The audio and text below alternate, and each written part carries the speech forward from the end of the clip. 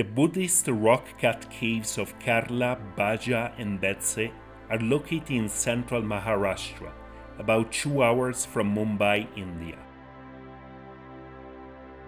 In the harsh, mountainous terrain of the Western Ghats, thriving Buddhist monastic communities established themselves in the first centuries of our era, along the important trade routes that from the Arabian Sea and the Malabar coast led into the Deccan and the lands of the Saka and Gupta empires to the east. These Buddhist communities received significant patronage from local rulers, Western satraps, and Hellenized merchants, allowing for the construction of vast prayer halls and rock-cut monasteries, brilliantly decorated in a style that fuses together Hindu, Persian, and Hellenistic motifs. Located about 60 kilometers from Pune, the Karla Caves are built on a rocky hillside containing over a dozen Buddhist excavations, dating from the 2nd century BCE to the 5th century CE. A steep path of over 350 steps leads from the base of the hill to the cliff face in which the caves are carved.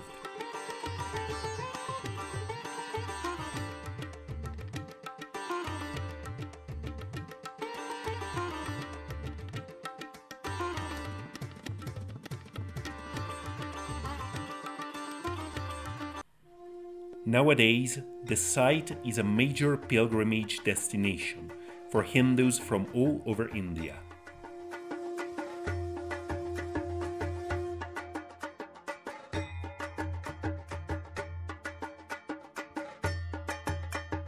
Thousands of devotees in colorful clothing visit the shrine of the goddess Ekvira every day, seeking the goddess's blessings by bringing offerings of incense and flowers right to the cave's entrance.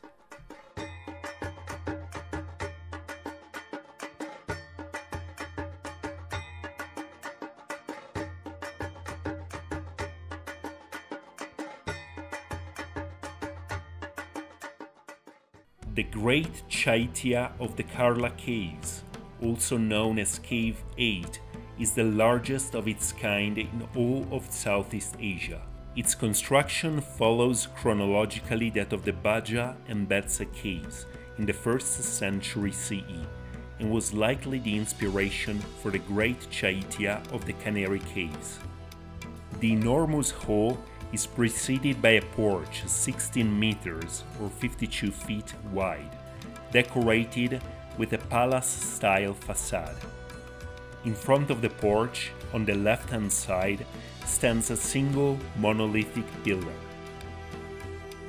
This huge 16-sided pillar terminates in an elaborate lion capital that once supported a chakra or Buddhist wheel.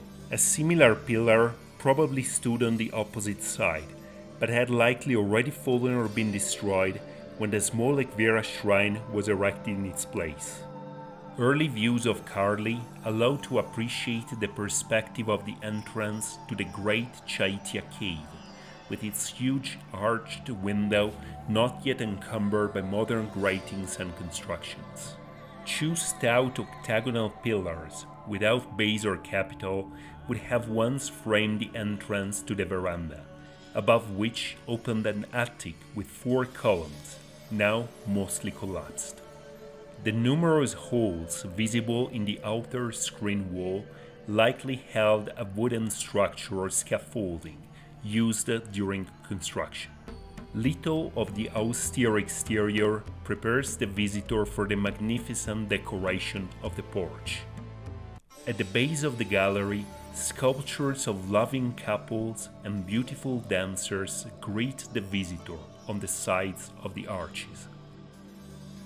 These figures are portrayed in a highly sensual, naturalistic style that contrasts sharply with the more austere Buddhist images that were added later onto the screen wall, probably in the 6th century CE. On the side walls, rows of life-size elephants with riders appear to emerge from the elaborate architectural decoration. The Maurya-style arches and balconies that decorate the upper walls were carved in imitation of wooden architectures. 3 doorways, also framed by elegant Maurya-style arches, give access to the Great Prayer Hall. Above the central doorway, a huge horseshoe-shaped window with wooden ribs provides the only natural source of light for the hall behind. The window was so designed that on specific days of the year, a single ray of sun would pierce the dark interior, illuminating the great stupa at the far end of the nave. The enormous hall measures almost 40 meters or 124 feet long.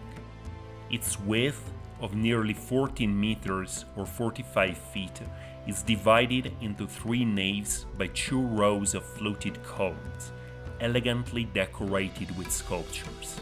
With its high vaulted ceiling, the Chaitya Hall has a cathedral-like feeling, which is only increased by the presence of a huge monolithic stupa, where the main altar would be. The stupa itself consists of a circular drum with simple rail ornaments, above which rises a plain semi-spherical dome with an inverted stepped pyramid and a parasol on top. This inverted pyramid may be seen as a representation of the emergence of the physical world, with its 6 expanding layers, on top of which is a 7th, or highest sphere, representing the principle of intelligence. On the sides of the nave are 2 rows of 15 pillars, for a total of 30.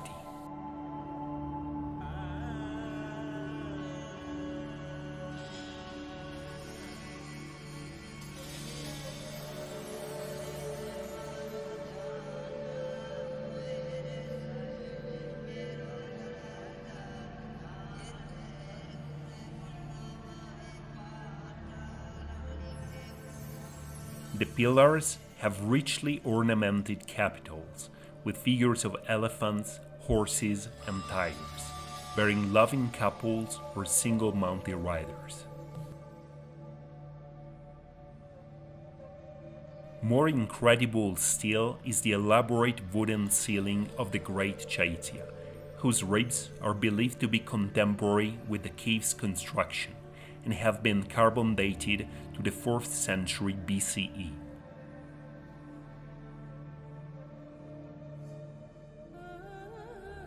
Another important element for the dating of the caves are the numerous inscriptions commemorating donors, many of which Indo-Greek merchants carved onto the surface of the pillars. Indo-Greek inscriptions account for nearly half of all the inscriptions in the Great Chaitya and testify to the wealth of the Indo-Hellenistic kingdoms in the wake of Alexander's conquest. Perhaps the most important dedicatory inscription is found on the left wall of the porch. It commemorates the completion of the cave by the merchant Bhuttapala and reads, "This rock mansion, the most excellent in Jambudvipa, has been completed by the Sethi Bhuttapala from Vaijayanti." The inscription is believed to date from the late 1st or early 2nd century CE. Yet it seems unlikely that a simple merchant, however wealthy, could have afforded a work on the immense scale and ambition of the Karla Caves without royal patronage. More likely, the inscription only refers to a refurbishment of the cave or the addition of new decoration, rather than to the carving of the cave as a whole.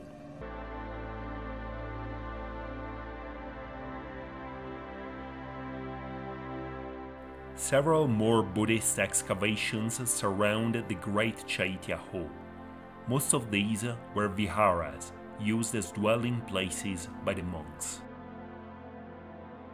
These caves generally consist of a large communal meeting hall, surrounded by individual cells with stone benches for the monks.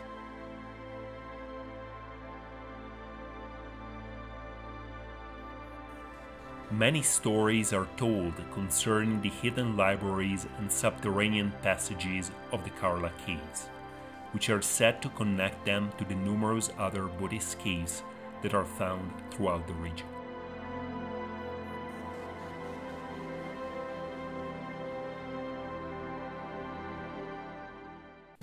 A short stretch of road leads from Karla to the next group of Buddhist caves at Bhaja. This is a group of 22 rock-cut caves, some of which dating back to the 2nd century BCE.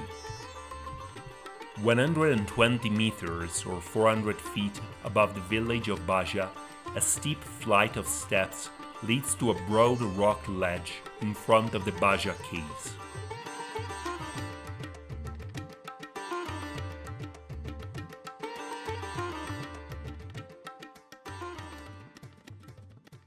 The Great Chaitya is perhaps the earliest surviving monument of its kind in all of India. Like the Chaitya of the Karla Caves, it consists of a huge apsidal hall divided into 3 naves by rows of monolithic columns, with a stupa at the end. A peculiarity of this hall is the fact that the columns are slightly inclined in imitation of wooden support beams. The ceiling is barrel vaulted, with some of the ancient wooden ribs set into it. Much of the facade and the screen wall have now disappeared, leaving only a huge horseshoe-shaped opening flanked by palace-style decoration.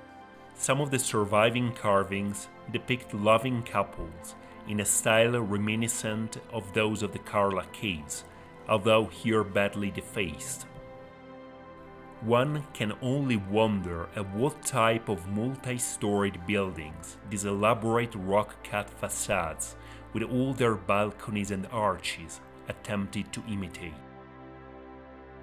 Were these modeled upon wooden constructions, as the archaeologists seem to suggest, or after the architectural marvels of a long-lost and bygone era?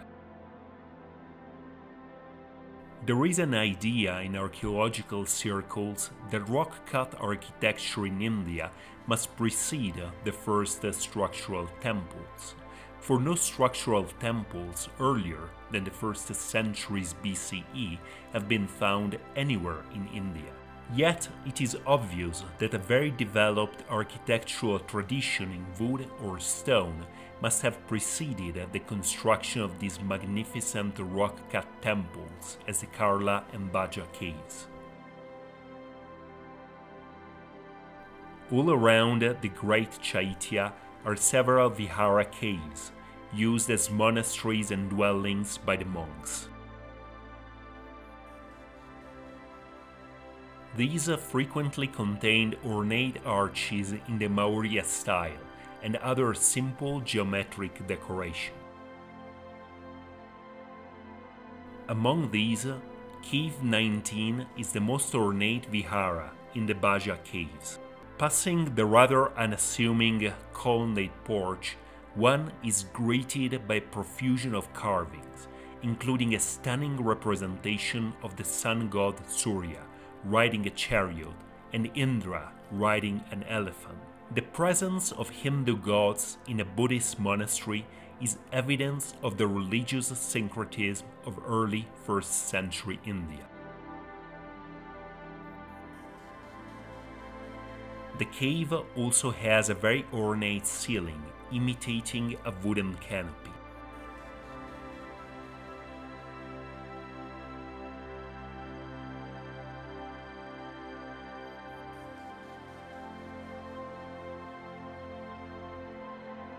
The same decoration continues inside the main chamber, with simple yet elegantly ornated Maurya-style arches. Smaller excavations to the left and right of Cave 19 were likely used as meditation cells by hermits and monks, and are generally devoid of sculpture or ornamentation.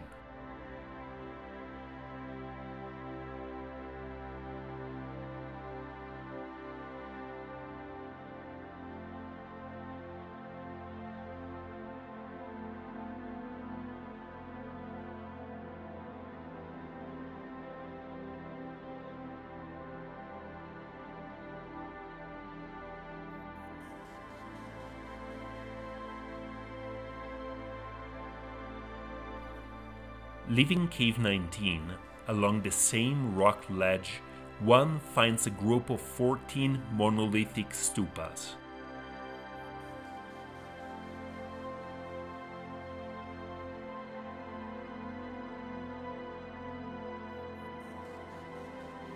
These were cenotaphs for donors and deceased monks, whose names are still preserved on some of the stupas. The stupas are very elaborately carved, some showing signs of having been polished.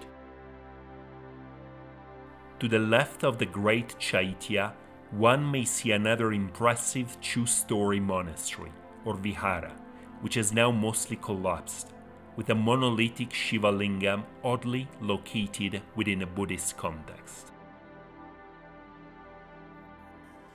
Numerous smaller excavations may be found to the east and west, now badly eroded and partially exposed to the elements. One can only wonder at what forces of nature could have brought so much destruction to these ancient caves, hollowed out as they are entirely from the hard basalt rock of the mountain, and how many centuries and thousands of years must have elapsed since their construction.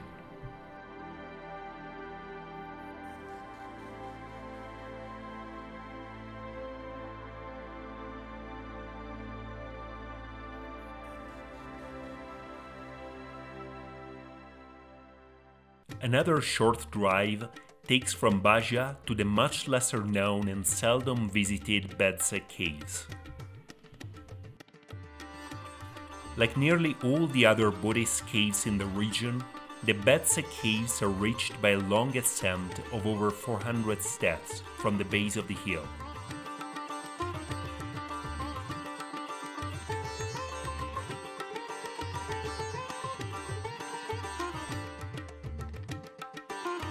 Located on a narrow rock ledge, their construction dates from the 1st century BCE and may be only slightly later than that of the Bhaja caves.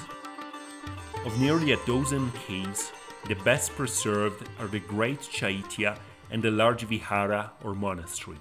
The Great Chaitya of the Bedse caves is unusually accessed by a narrow passage carved from the hard basalt rock of the hill. The large mass of rock left in front of the cave entrance was probably intended to be carved into a screen wall, but remained unfinished.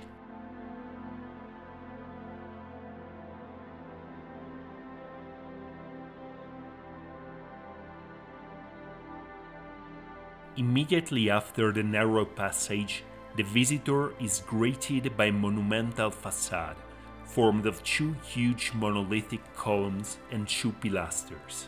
The capitals are of exceptional artistic quality, depicting pairs of life-size riders on horses, bulls, elephants, and tigers. The style of the columned capitals is highly reminiscent of Persian and Achaemenid architecture, and may be compared to the capitals of the Great Hall of Persepolis.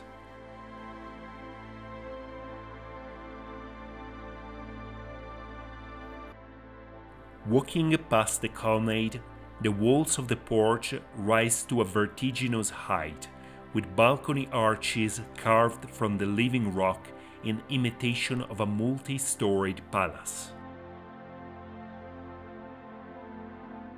The pointed arches are in the Mauryan style and contain three-dimensional patterns, enhancing the feeling of depth and showing a precocious mastery of the art of perspective.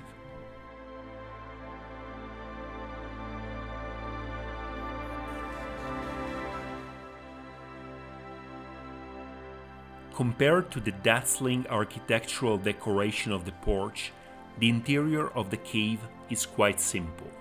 The monolithic stupa at the end of the nave, however, is beautifully preserved, with its rail decoration and inverted stepped pyramid on top.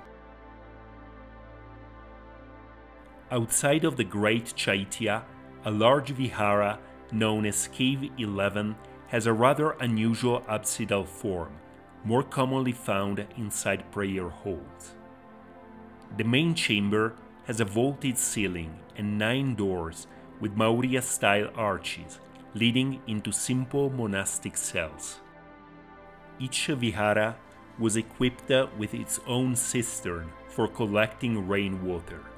The cistern's dark openings may have fueled the idea that these caves were connected to each other by means of underground passages.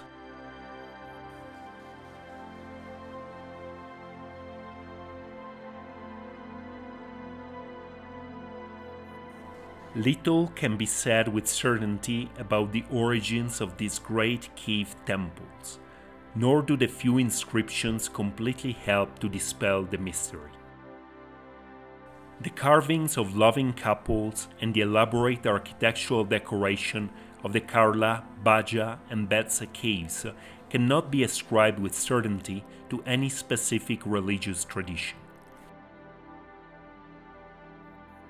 The few certainly Buddhist sculptures appear to be much later additions, probably made in the 6th century CE, in a much cruder style than that of the original carvings, whereas the fusion of Buddhist and Hindu motifs suggests that these caves belong perhaps to more than one sect or religious tradition. Perhaps the great mystic Helena Blavatsky was right in considering these caves as the seats of some long-forgotten mystery schools that could trace their origin in an antiquity far more remote than even that of Hinduism or Buddhism. The Buddhists may not have been the original sculptors of these cave temples, but reused and restyled the caves at a later time, as the Brahmins also did after them. The architectural decoration of these caves, resembling fairy tale palaces, with rows upon rows of balconies and windows rising in multiple stories, was based upon models in either stone or wood, of which no trace survives in the archaeological record. These great cave temples emerged from the mists of prehistory already fully formed, having no known precedent in the entire history of architecture. It is a paradox that a civilization whose historical records and mythical traditions stretch back thousands of years into the past, has left virtually no evidence of structural architecture or monumental stonework earlier than the first centuries before our era.